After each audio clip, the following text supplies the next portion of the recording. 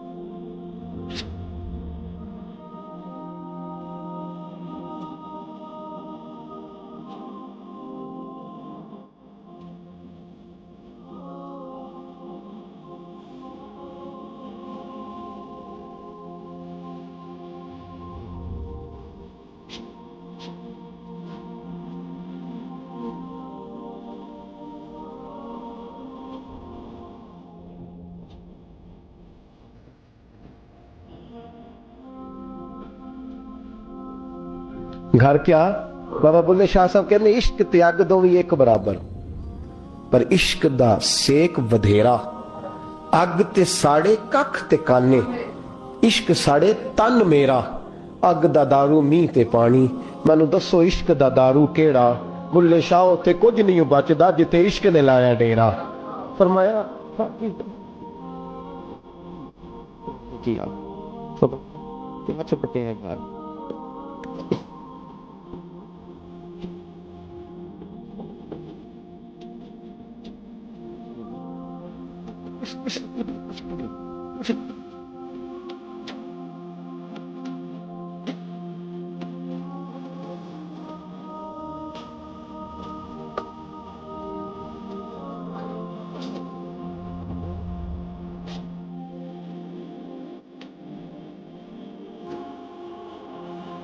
چھوڑ آیا. میرے گھر میں خدا بھی ہے, خدا کا. حضور کدھر تھے؟ بولے لا. اور وہ کیا کہہ رہے ہیں؟ یا رسول اللہ میں آپ کو اپنے ماں اب قیت اللہ و رسول, میں گھر میں خدا چھوڑ آیا ہوں, خدا کا رسول چھوڑ آیا ہوں. خدا, اقبال کہتے ہیں پروانے کو شمع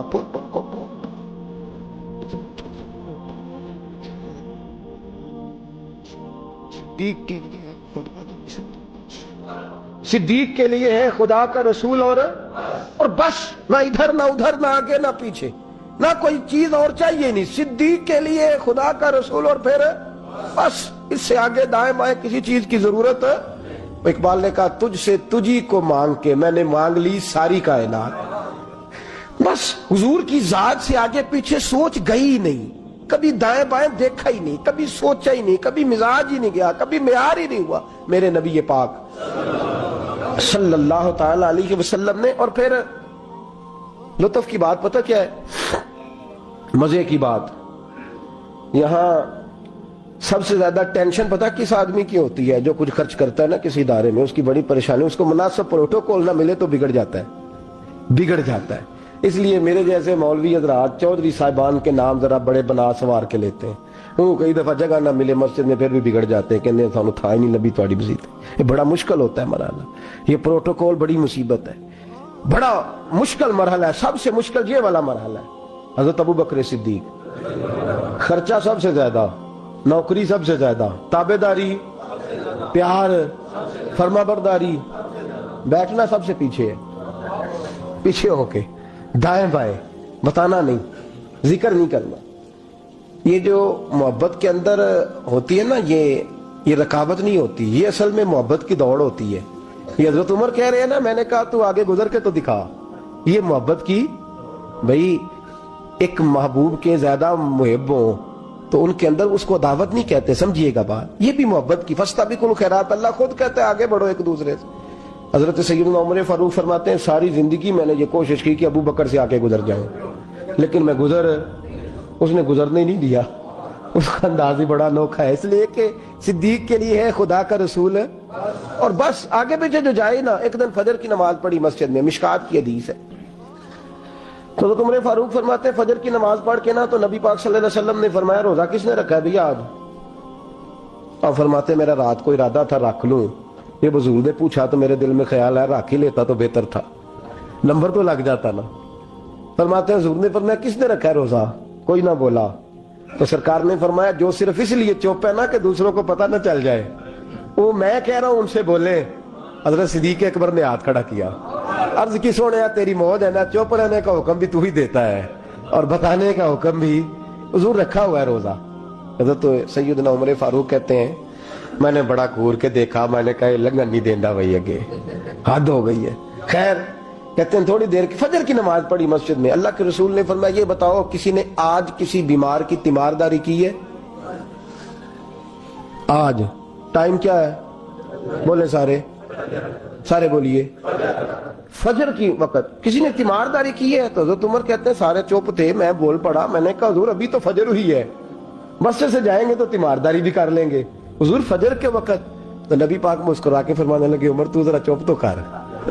کہتے ہیں میں خاموش ہو گیا. تو حضور نے فرمایا جو چپ ہے نا کسی کو پتہ نہ چل جائے وہ بولے. تو حضرت ابو بکر صدیق نے ہاتھ کھڑا کیا, عرض کرنے لگے یا رسول اللہ صلی اللہ علیہ وسلم 3 دن سے عبد الرحمن ابن عوف نماز پڑھنے نہیں آ رہے تھے مسجد میں. تو آقا میں نے رات کو پتہ کیا تو مجھے پتہ چلا وہ بیمار ہے. رات شاہ کے بعد پتہ کیا تو میں اپنے اس دوست کی عادت کو جانتا ہوں, وہ شاہ کے بعد جلدی سو جاتا ہے لیکن تہجد کے وقت ضرور اٹھتا ہے جتنا مرضی بیمار ہو. تو حضور آج میں ذرا جلدی اٹھا ہوں کیونکہ وہ تہجد میں جاگ جاتا ہے. تو حضور میں تیمارداری کر کے نماز پڑھنے آیا ہوں. حضرت عمر کہتا ہے مجھے بڑا غصہ آیا, میں نے کہا ذرا نماز موقع لینے میں پوچھنا بھی تینوں کام کوئی نہیں اور. فرماتے میں نے کہا یار حد ہو گئی ہے اس شخص کی, سویرے تیمارداری بھی کر رہا ہے. کہتے اللہ یہ میں نے کہا یہ رقابت نہیں, یہ محبت کی جنگ ہے, یہ محبت ہے. اس کو کوئی لوگ غلط مطلب بڑی جلدی لیتے ہیں نا. حضرت عمر فاروق فرماتے ہیں چپ ہو گئی تھے کہ سرکار نے تیسرا سوال پوچھا. حضور نے فرمایا کسی نے کسی مسکین کو کوئی صدقہ بھی دیا آج کے نہیں؟ تو حضرت عمر کہتے ہیں میں نے کہا حضور رات عشاء پڑھ کے میں نے دیا تھا. فرمایا تو عشاء کی بات کر رہا ہے, میں آج کا پوچھ رہا ہوں.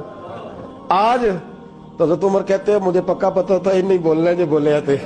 تو آپ فرماتے ہیں میں نے توجہ حضرت ابو بکر کی طرف کر لی. میں کہا 10 پائی صدقہ کیا ہے کہ نہیں کیا؟ تو حضرت سیدنا عمر فاروق فرماتے ہیں جب ابو بکر بولا تو میں رویا. جب صدیق اکبر نے بات کی تو میرے چھم چھم آنسو نکلے. میں نے کہا یار تجھ سے کوئی نہیں فتح لے سکتا.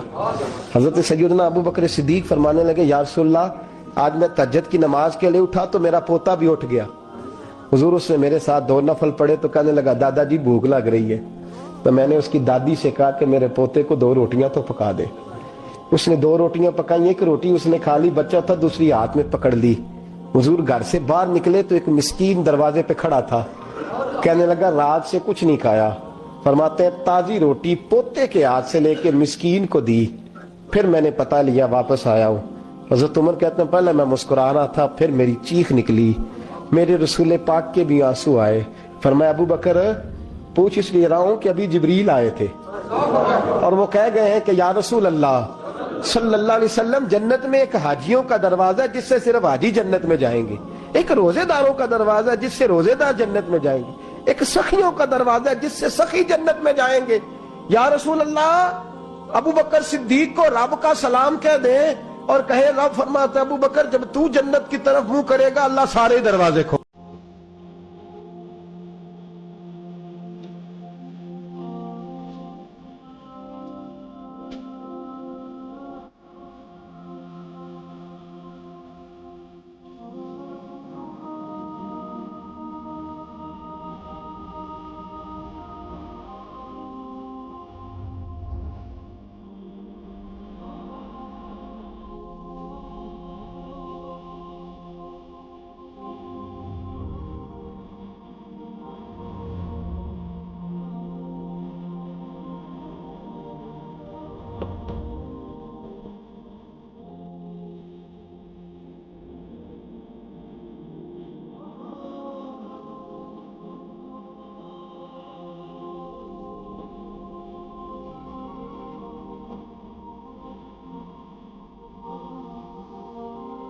آپ